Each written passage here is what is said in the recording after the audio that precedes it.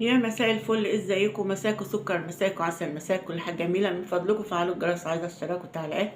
قبل اي كلام صلوا على رسول الله. اللهم صل وبارك على سيدنا محمد في الاولين وفي الاخرين، في الملأ الاعلى الى يوم الدين وفي كل وقت وحين. ونسمع مشكله الاستاذ ده.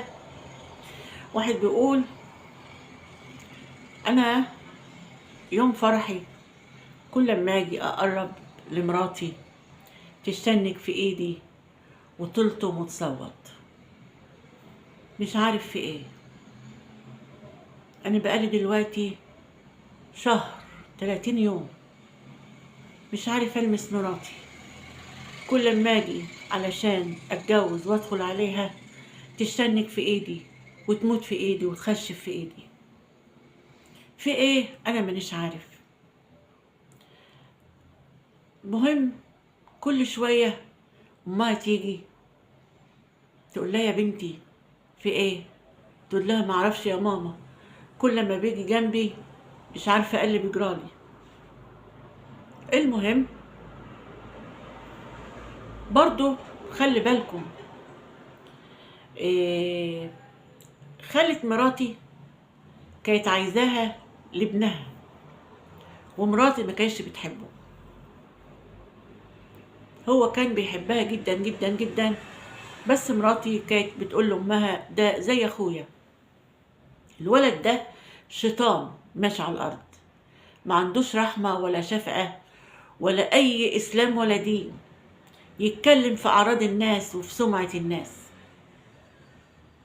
المهم هي حكت لي، قالت لي: ابن خالتي كان عاوز يتجوزني وأنا رفضته لأن إنسان فاشل ومش محترم وعنده الظلم كده متبعه في حياته، وأنا ما بحبوش وما بطيقوش. فخالتها كانت بتحبها من صغرها، وكانت دايما تقول لأمها: موتي علشان أخدها وأربيها وأجوزها لابني.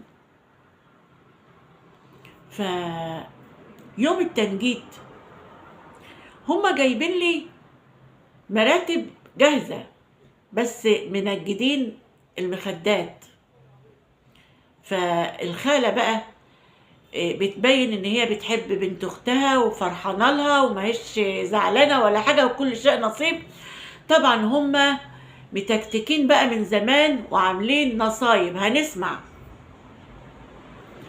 اترن هي وابنها عاملين عمل لمراتي ان كل ما اجي المسها تموت في ايدي وما اشوفش هنا معاها ولا اي سعاده ويتخرب بيتنا، وترجع وتلف وتروح لابنها. كناش نعرف بده كله، احنا قلنا بقى كل شيء نصيب. بس انا ما كنتش بحب الست دي لان كانت بتبصلي بغيظ وبغل، بحس ان هي عايزه تموتني. المهم يوم التنجيد كانت هي جايبه العمل وحطيته في القطن اللي المنجد بياخده عشان ينجد بيه المخده من غير ما حد يعرف. ما نعرفش ازاي عملت كده. هي طلعت وقعدت في السطح مع المنجدين. مجرد ما اجى فرصة ان المنجد كان قاعدين يتغدوا، فهي قامت حاطة العمل في وسط القطن. طبعا المنجد ما شافش حاجة والعمل اتحط في المخدة واحنا ما نعرفش. طبعا المخدة في أوضة النوم، كل ما العروسة تخش أنا ومراتي بنحس إن هي بتحس إن في نار في البيت وفي الأوضة، وكل ما أجي ألمسها تموت في إيدي. أقول لحماتي: أنا مش عارف أعمل إيه. وأمها وأبوها مش عارفين نوصل لحاجة. اضطرينا بقينا نفتح القرآن، الدنيا تهدى شوية. مجرد ما اجي المس مراتي، عايزه اتجوز وعايز اتمتع مع مراتي، مراتي حلالي، انا يا جماعه مش شايف قدامي. ففي واحد شيخ بيعالج بالقران، روح داله. اجا البيت وأنا لا باعتقد في الدجالين ولا في الكلام الفارغ ده، بس من غُلبي ومن عذابي اضطريت إن أنا أوافق. مش معنى كده إن يعني الحاجات دي، في ناس شيوخ صح بتفِك الحاجات دي، مش بتأذي حد، بتعالج بالقرآن، بتعرف إذا كان في أذى والّا ما فيش. فالشيخ ده عنده سبحان الله مقدرة من الله إن هو آآ بيمسك كده إزازة ويقرأ عليها القرآن، ودخل بيها حط الإزازة على إيده وبقى يقرأ القرآن ودخل كل الأوض وكل الأماكن اللي في الشقة. آخر حاجة دخلها هي أوضة النوم. إجا عند المخدة ولقينا الإزازة وقعت على المخدة. قال لِك أنا عايز دلوقتي أهو منجد. طب ليه يا مولانا، في إيه؟ في عمل معمول في المخدة ده ومدفون في المخدة. مين اللي نجد؟ إحنا كنا نعرفهم لإن جايبينهم من ناس تبعنا، لإن هم قبل كده منجدين للعرايس بتاع العيلة. جبناهم والشيخ قعد قال لهم أنتم عملتوا إيه؟ قولوا علشان الست التعبانة دي ونلحق عليها لإن اللي فيها ده كتير. قالوا له والله ما نعرف أي حاجة ولا عملنا حاجة. قال له طيب إحنا هنفك المخدات. أول مخدة هنفكها هي المخدة اللي نايمين عليها. وفعلا جابوا التكاوي وفضوها وفكوها، المخدات وفكوها، المخدة اللي بننام عليها فكوها، والمخدات اللي متعانة في الدولاب فكوها. وطبعا فتشوا في القطن لقينا العمل معمول مكتوب اسم مراتي واسمي وكلام بالقرآن معكوس، ومحطوط فيها صورة ليا ولمراتي، ورابطين عليها منديل بعقد بعقد بعقد. العمل قد كده، يعني نص الكف كده، هي قماشة صغيرة كده محطوط فيها صورتي أنا وهي. طبعا جايبينها من صفحتها لأني بنزل الصور على صفحتي وصفحتها، وطبعا عارفين اسم أمي، وطبعا هي أختها، أخت اللي هي تبقى خالتها، أختها، أخت وأم مراتي. واتضح إن هي عاملة العمل ده في مخدة من المخدات. فكينا ولقينا العمل. أنا ساعة ما شفت العمل أنا جالي حالة ذهول، بالرغم إن أنا ما كنتش بصدق في الكلام ده ولا أعتقد في الكلام ده، بس لما أشوف بعيني أصدق.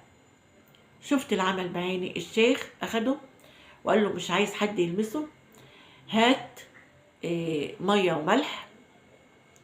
جبنا مية وملح وحطينا العمل. طبعا الورق اللي في العمل باش، والقماشة والصورة ولعناها لغاية ما بقت هفو ملهاش أي أثر.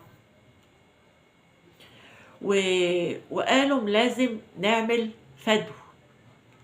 ماشي، جبنا خروف وذبحناه في البيت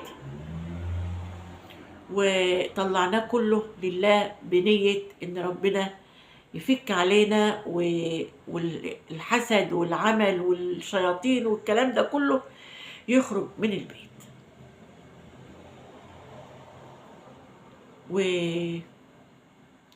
واتجوزنا، بس هي ما زالت تعبانة. اتضح ان هي كمان مشرباها حاجة، بس اتجوزنا وهي لسه ما فيش حمل.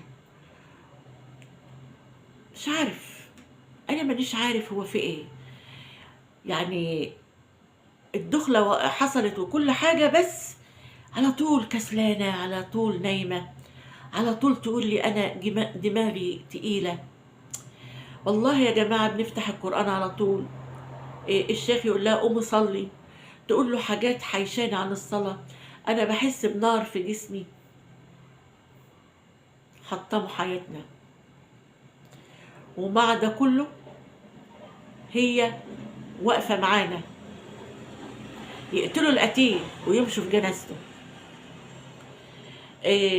الشيخ قال لنا محدش يقول إن إحنا لقيناه وفكناه وحرقنا العمل والصور والكلام ده، لأن لو إحنا قلنا